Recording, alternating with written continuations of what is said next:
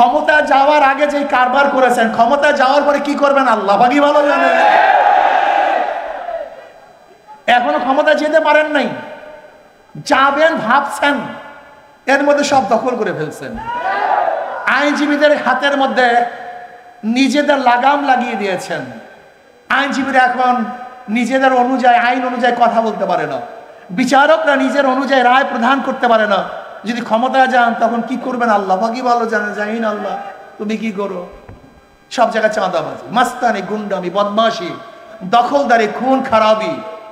ক্ষমতায় যাওয়ার আগে স্বামীকে বেঁধে রেখে স্ত্রীকে হত্যা করা হয়, স্ত্রীকে ধর্ষণ করা হয়েছে। ক্ষমতা যাওয়ার আগে অবস্থাটা কি?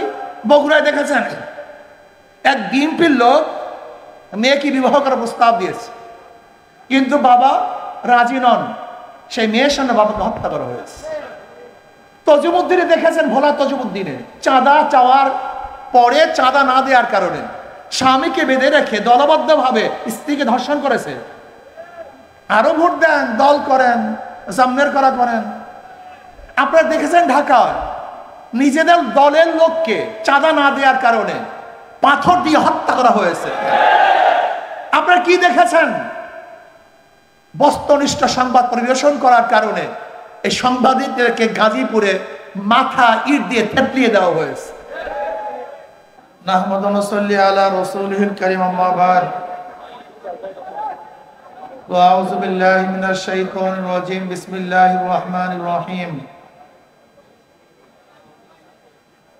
ইনিল হুকমু ইল্লা লিল্লাহ। সাদাকাল্লাহুল আলিয়্যুল আযীম। সবাই পড়ে সাল্লাল্লাহু আলাইহি ওয়াসাল্লাম। ইসলামী আন্দোলন বাংলাদেশ বাগেরহাট জেলা শাখা কর্তৃক আয়োজিত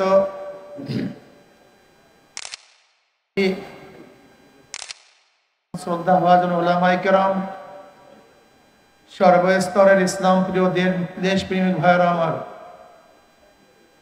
ইসলামী আন্দোলন বাংলাদেশ কি ও কেন আমরা অনেকেই জানি না। ইসলামী আন্দোলন বাংলাদেশ বিশ্বাস করে শুধু দেশ, দল এবং নেতা পরিবর্তনের মাধ্যমে দেশে শান্তি আসতে পারে না।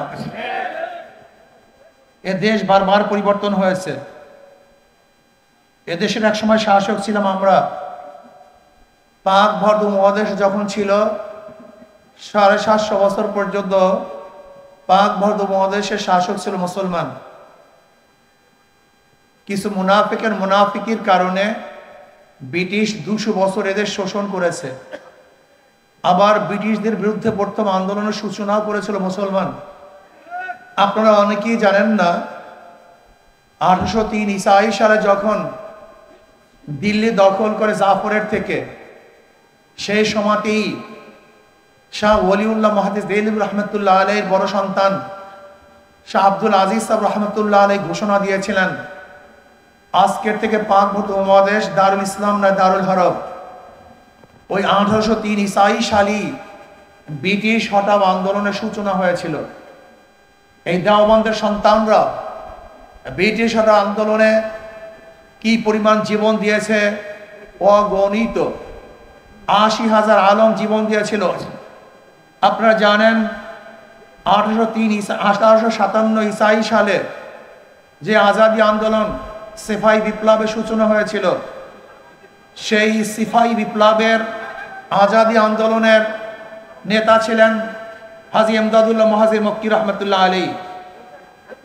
প্রধান বিচারপতি ছিলেন রশিদ আহমদ গঙ্গুই রহমতুল্লাহ আলাইহি। সেনাপতি ছিলেন কাসেম নানদুর রহমতুল্লাহ আলাইহি।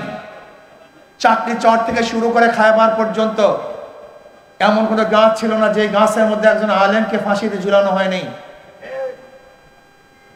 হাজারো জীবনের বিনিময় আমরা ব্রিটিশ থেকে দেশকে মুক্ত করেছিলাম। ভেবেছিলাম এবার আমরা শান্তি পাবো, মুক্তি পাবো, বৈষম্য দূর হবে। কিন্তু ভারতবর্ষের সংখ্যাগরিষ্ঠ মানুষগুলি মুসলমানদের সাথে বৈষম্য করছে, তাদের অধিকার রক্ষা করছে না, সম্প্রদায়কে সৃষ্টি করেছে। মুসলমানরা চিন্তা করছে মুসলমানদের জন্য আলাদা ভূমির প্রয়োজন, যদি আলাদা ভূখণ্ড করতে পারি তাহলে মুসলমান শান্তি পাবে, মুক্তি পাবে, বৈষম্য দূর হবে। আবার মুসলমান 47 আন্দোলন করে পাকিস্তান নামে একটা দেশ ঘুরছে, যেই পাকিস্তানের দুইটা অংশ, পশ্চিম পাকিস্তান পূর্ব পাকিস্তান। পশ্চিম পাকিস্তান ও পূর্ব পাকিস্তানের মধ্যে ব্যবধান 1700 কিলোমিটার। 1700 কিলোমিটার দূরত্বে দুইটা দেশ একই নামে ভারত থেকে আলাদা হওয়ার পিছনে কারণটা কি ছিল, এইটাই আমার মূল কথা। পশ্চিম পাকিস্তান পূর্ব পাকিস্তানের মধ্যে ব্যবধান কত কিলোমিটার? প্রায় 1700 কিলোমিটার দূরে। ভারত থেকে কেন আলাদা হয়েছিল? ভৌগোলিক কারণ না, ওদের ভৌগোলিক অবস্থা আমাদের ভৌগোলিক অবস্থা সম্পূর্ণ ভিন্ন। ঋতুর কোনো কারণ না, তাদের ঋতু আমাদের ঋতুর সাথে কোনো মিল নাই। ভাষার ভিত্তিতে আলাদা হয় নাই, কারণ তাদের ভাষা উর্দু, আমাদের ভাষা বাংলা। তাই দুইটা দেশ ভারত থেকে কি কারণে আলাদা হয়েছিল এটা মাথার মধ্যে রাখতে হবে। এটা ভুলে গিয়েছি। মূল সমস্যা এখানে, যেই জাতি তার নিজের পরিচয় জানে না, সেই জাতি সব জায়গায় হারবে, জিততে পারবে না। সব জায়গায় হোঁচট খাবে, কোনো জায়গায় বিজয় হতে পারবে না। কেন আলাদা হয়েছিলাম? ঋতুর কারণ নয়, ভাষার কারণ নয়, ভৌগোলিক কারণ নয়, শুধু একটাই কারণ, ওরাও সংখ্যাগরিষ্ঠ মুসলমান, আমরাও সংখ্যাগরিষ্ঠ মুসলমান। 47-এ ধর্মের ভিত্তিতেই দেশ ভাগ হয়েছিল, অন্য কোনো কারণে নয়। মনে রাখতে হবে, দেশ মুসলমানদের দেশ, অন্য কারোর দেশ নয়। দেশ মুসলমানদের অধিকার সবার। বাজার করেছে আমি, বাজার করার অধিকার সবার। প্রতিষ্ঠান করেছে আমি, প্রতিষ্ঠানে পড়ার অধিকার সবার। রাস্তা করেছে আমি, হাঁটার অধিকার সবার। দেশ মুসলমানদের, বসবাস করার অধিকার সবার। কিন্তু স্বীকার করতে হবে দেশ মুসলমানদের, অন্য কারণ না। অধিকার সবার, সেটা ভিন্ন কথা। এই পুকুর কেটেছে আমি, গোসল করার অধিকার সবার। মনে রাখতে হবে দেশ মুসলমানদের। যদি মুসলমানদের দেশ এইটা ভুলে যান, সেখানে হাজারো সমস্যার সৃষ্টি হবে। সেখানেই আসবে সেকুলার, সেখানেই আসবে ডেমোক্রেসি, সেখানেই আসবে সোশ্যালিজম, সেখানেই আসবে কমিউনিজম, সেখানে হাজারো হাজারো মত নীতি আদর্শ আসবে। কিন্তু আপনার আমার মাথা যতক্ষণ থাকবে এদেশ মুসলমানদের, তখন অন্য কোনো নীতি আদর্শ এখানে স্থানই পাবে না। ভেবেছিলাম মুসলমানদের জন্য আলাদা ভূখণ্ড হলে বৈষম্য দূর হবে, মানুষ শান্তি পাবে, মুক্তি পাবে। কিন্তু না, আমরা কি দেখলাম? পশ্চিম পাকিস্তানের মানুষগুলি পূর্ব পাকিস্তানের মানুষের সাথে বৈষম্য করছে, বৈষম্য রক্ষা করছে না, তারা বৈষম্য করছে। আমরা আবার আন্দোলন করলাম 71-এ। আমাদের স্লোগান কি ছিল? সাম্য, মানবিক মর্যাদা, সামাজিক ন্যায় বিচার। আপনি কি জানেন 71-এর স্লোগান কি ছিল? 80% মানুষ জানে না, 92% মুসলমান মানুষ জানে না। সেখানে নন সম্প্রদায়কে তো কথাই ছিল না। 71-এর স্বাধীনতার পিছনে 3টে স্লোগান ছিল: সাম্য, মানবিক মর্যাদা, সামাজিক ন্যায় বিচার। আমরা সবাই সমান, এদেশের যারা নাগরিক সবার অধিকার সমান। জেলে, কামার, মজদুর, ঋষি, তাঁতি, পুরুষ, মহিলা, মুসলমান, হিন্দু, বৌদ্ধ, খ্রিস্টান, যারা এদেশের নাগরিক হবে প্রত্যেকের অধিকার সমান। চিকিৎসার অধিকার, বলেন, চিকিৎসার অধিকার সমান। বাসস্থানের অধিকার, বস্ত্রের অধিকার, খাদ্যের অধিকার, সব কিছু সাম্যতা চাই। সব জায়গায় সাম্যতা চাই। চাকরির মধ্যে সাম্যতা চাই, হাঁটার মধ্যে সাম্যতা চাই, চলার মধ্যে সাম্যতা চাই, খাদ্যের মধ্যে সাম্যতা চাই, বস্ত্রের মধ্যে সাম্যতা চাই, চিকিৎসার মধ্যে সাম্যতা চাই। আমরা সাম্যতা চাই। কিন্তু আমরা কি দেখেছি? তারা সাম্যতা রক্ষা করছে না। আজকে আশরাফুল মাখলুকাতের মর্যাদা নাই, একজন মানবিক মর্যাদা। আশরাফুল মাখলুকাত, চাই সে ন্যাংরা হোক, লুলা হোক, বোবা হোক, কানা হোক, কোরা হোক, ঋষি হোক, কামার হোক, মজদুর হোক, চাষি হোক, সে আশরাফুল মাখলুকাত।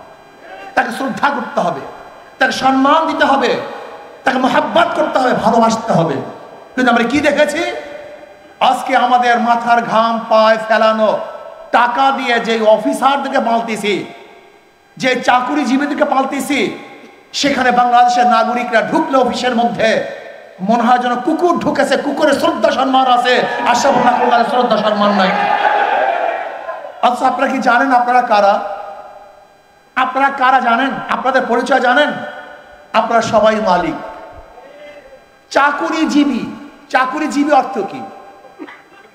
চাকরগিরি করে যে জীবিকা নির্বাহ করে তারা বলা হয় চাকরিজীবী। আইনজীবী যে আইন ব্যবসা করে জীবিকা নির্বাহ করে আইনজীবী। চাকুরিজীবী যে চাকরগিরি করে জীবিকা নির্বাহ করে তাকে কি বলা হয়? চাকরিজীবী। তারা তো চাকুরি করে। কার চাকুরি করে? এই বাংলাদেশের নাগরিকের। আপনারা দেন, তারা নেন।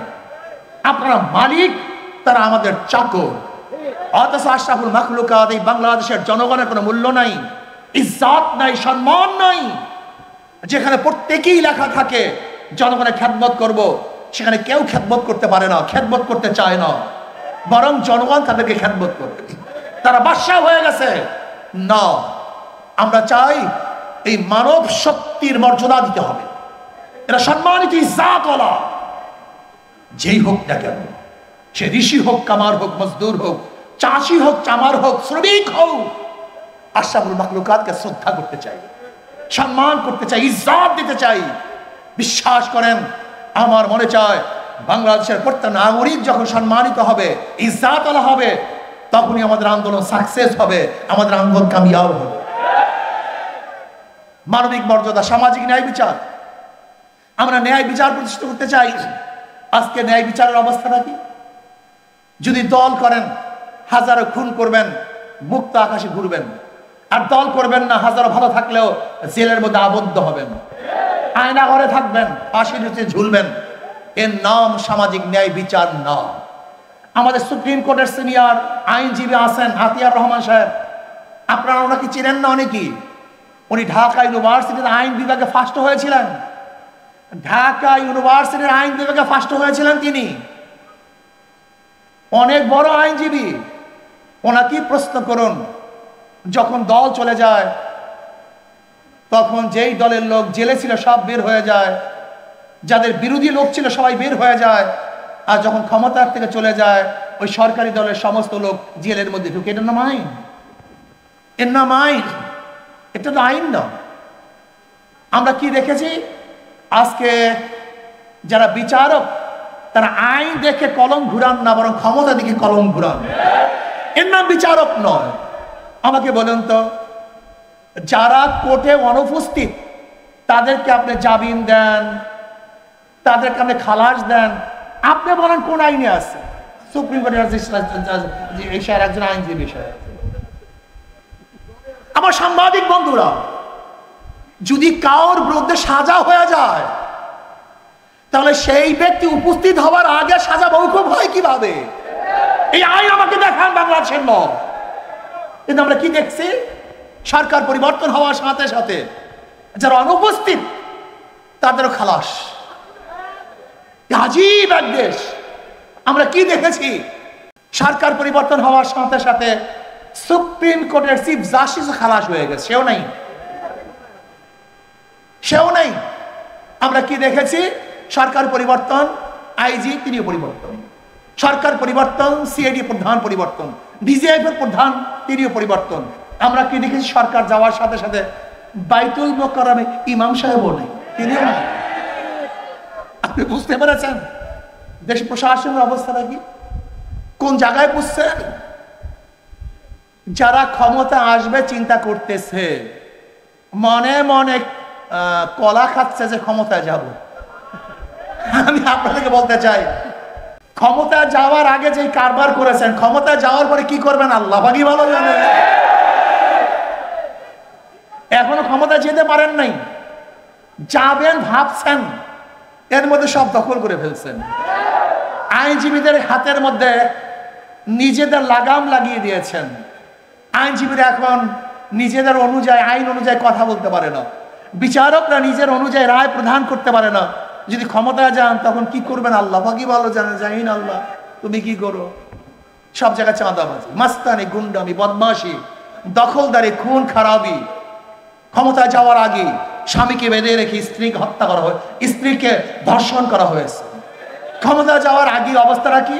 বগুড়ায় দেখেছেন এক বিএনপির লোক মেয়েকে বিবাহ করার প্রস্তাব দিয়েছে। কিন্তু বাবা রাজি নন, সেই মেয়ের সামনে বাবাকে হত্যা করা হয়েছে। তজুমুদ্দিনে দেখেছেন, ভোলা তজুমুদ্দিনে চাঁদা চাওয়ার পরে চাঁদা না দেওয়ার কারণে স্বামীকে বেঁধে রেখে দলবদ্ধভাবে স্ত্রীকে ধর্ষণ করেছে। আরো ভোট দেন, দল করেন, সামনের করা করেন। আপনারা দেখেছেন ঢাকায় নিজেদের দলের লোককে চাঁদা না দেওয়ার কারণে পাথর দিয়ে হত্যা করা হয়েছে। আপনারা কি দেখেছেন?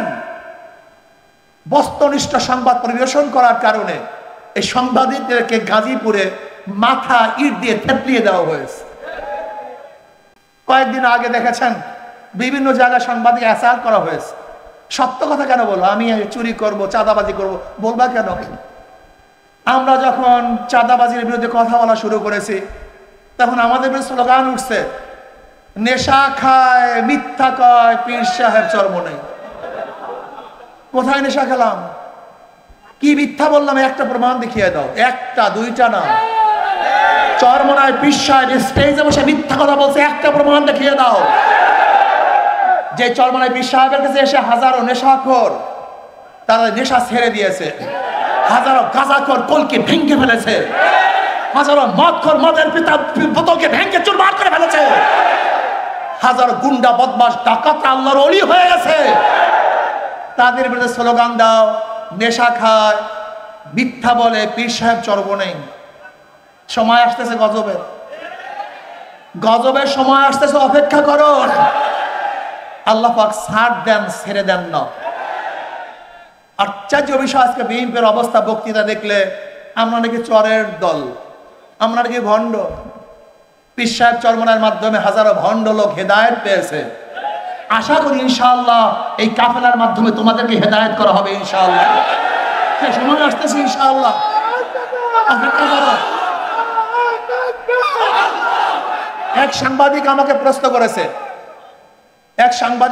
হুজুর বিএনপির এত ভোট। আমি বললাম না, বিএনপির কোনো ভোট নাই।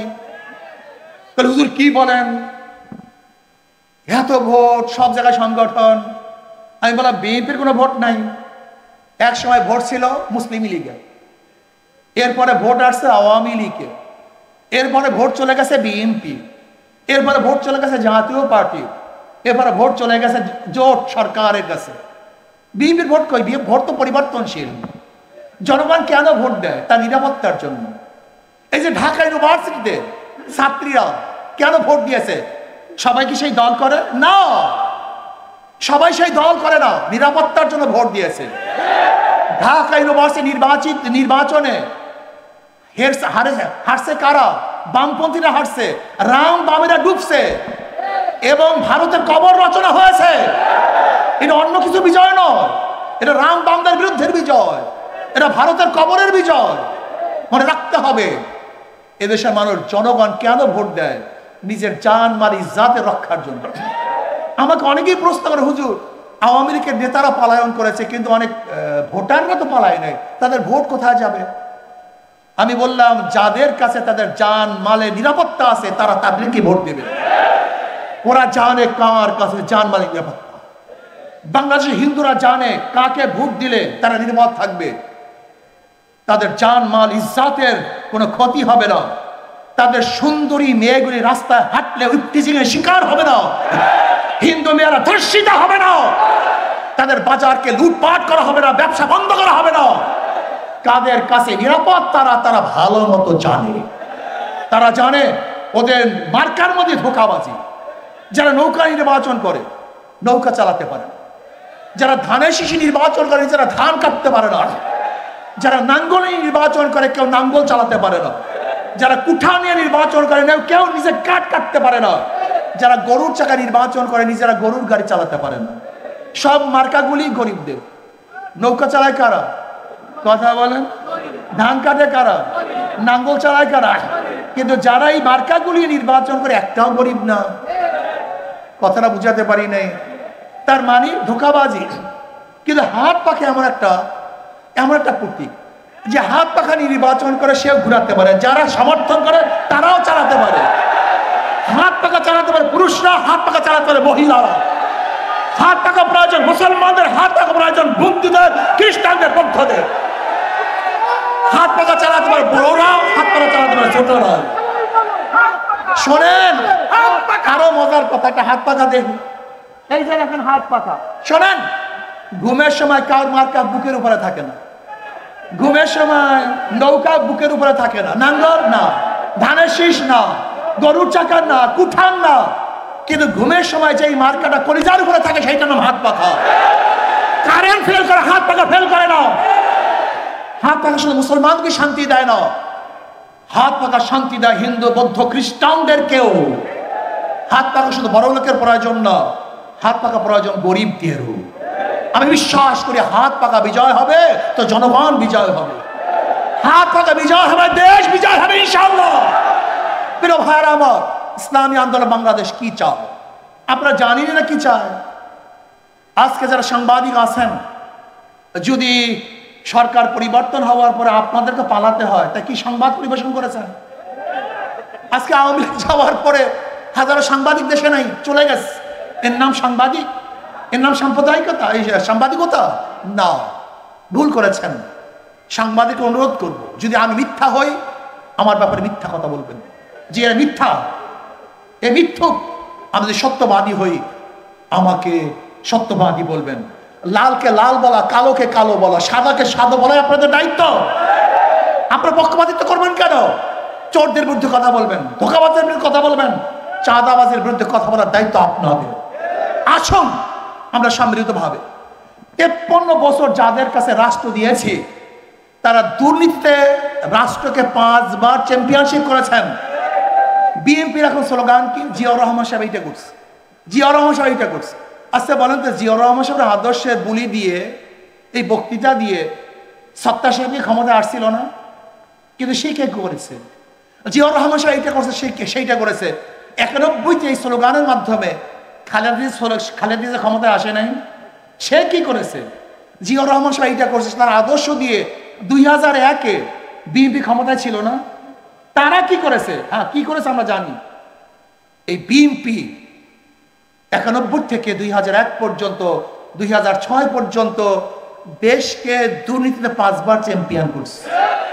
কয়বার? 1-2 বার না, গোটা বিশ্বের মধ্যে দুর্নীতিতে 5 বার চ্যাম্পিয়নশিপ করছে বিএনপি।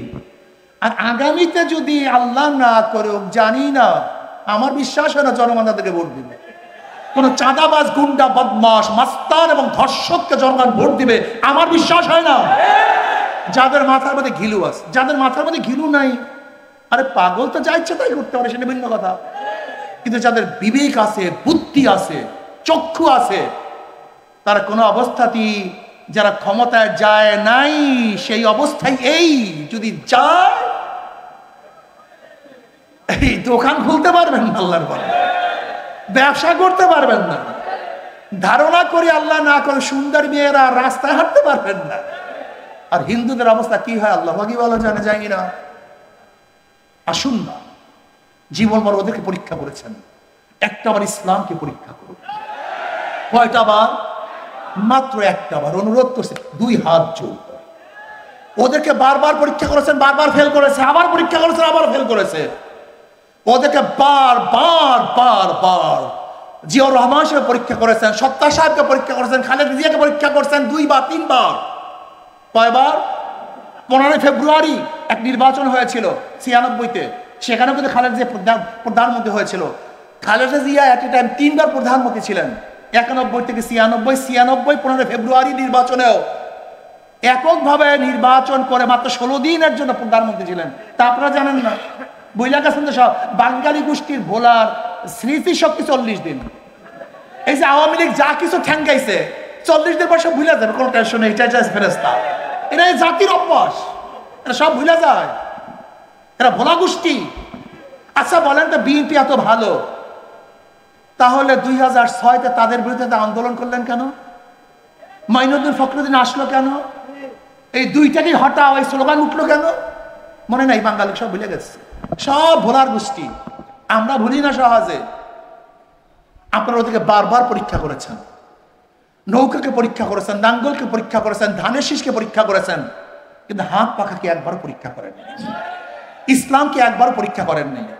আমি অনুরোধ করব, একটা বারের জন্য ইসলামকে পরীক্ষা করো, হাত পাখাকে পরীক্ষা করো। যদি ফেল করি দ্বিতীয়বার পরীক্ষা হলেই ঢুকবো না। পরীক্ষা দিতে আসবই না। ইনশাআল্লাহ ইসলাম কোনদিন ফেল করা পার্টি না। ইসলাম আগেও ফেল করে নাই, এখনো ফেল করবে না, ভবিষ্যতে ইসলাম ফেল করবে না ইনশাআল্লাহ। আগামীতে একটা বারের জন্য ইসলামকে ক্ষমতায় নেওয়ার জন্য সবাই চেষ্টা করবেন তো ইনশাআল্লাহ? আস্তে কয় করবেন তো ইনশাআল্লাহ? কারা কারা রাজা দুই হাত তুলে নারায়ে তাকবীর, নারায়ে তাকবীর। মেরা ভাইরা আমার শেষ কথা, আমার কাজ কি আপনার কাজ কি? আপনারা যে কাজ আমার একই কাজ। এখন থেকে দাওয়াত আমাদের বাগেরহাট, শোনেন একটা কথা বলতে হয়, আমি নির্বাচন কমিশনকে বলবো, আপনি যেইভাবে ভাগ করেছেন এই অঞ্চলের জনগণ এইভাবে ভাগ চায় না। আর আপনি ভাগ করেছেন জনগণের স্বার্থের জন্য। যেখানে জনগণের স্বার্থ বিপন্ন হবে সেই ভাগ কোনো অবস্থাতেই ঠিক হবে না। কাজে জনগণ যেইভাবে ভাগ চায় সিটের ভাগগুলি সেইভাবে ভাগ করতে হবে।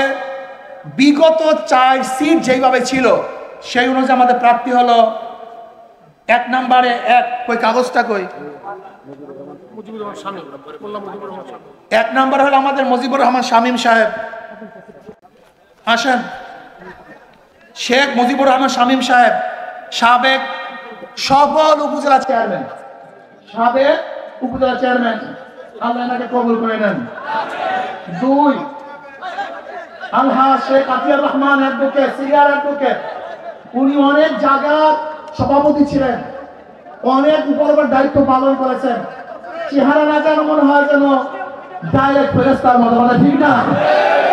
কি ভাবছেন এই সমস্ত লোকগুলি যদি সংসদে যায় সেই সংসদটা একদিন ফেরেশতা তুল্য সংসদ হবে, জান্নাতের বাগিচ হবে ইনশাআল্লাহ। চোর মুক্ত সংসদ হবে, টাকা ধর্ষক মুক্ত সংসদ হবে এবং দেশের কল্যাণমূলক সংসদ হবে। আমাদের জানেন আমাদের বাগেরহাট 3 থেকে অধ্যক্ষ শেখ জিল্লুর রহমান বহুত বড় শিক্ষিত, ইনশাআল্লাহ উনি নির্বাচন করবেন। আর বাগেরহাট 4 থেকে আমাদের জনপ্রিয় বক্তা, সবাই তাকে ছিলেন, হযরত মাওলানা ওমর ফারুক নূরী সাহেব, আল্লাহ সবাইকে কবুল করে নেন। আর আমরা চেষ্টা করতেছি এখন সংসদীয় আসনগুলো আগের মতোই করার জন্য। এরপর আমি বলবো যারা যে দেখার দায়িত্ব দেওয়া আছে সমস্ত দায়িত্বশীল আপনাদের স্ব এরিয়ার মধ্যে আপনারা কাজ করবেন, সর্বোচ্চ কাজ করবেন। আজ ইনশাআল্লাহ আগামীতে সমৃদ্ধ ইসলামী জোটগুলি ঐক্যবদ্ধ ভাবে যে একটা বাক্স দিতে পারি তাহলে শিয়াওরা এই দেশ থেকে পারতে হবে। আল্লাহ সবাইকে কবুল করে নেন। আল্লাহুম্মা আমিন। রব্বানা যালামনা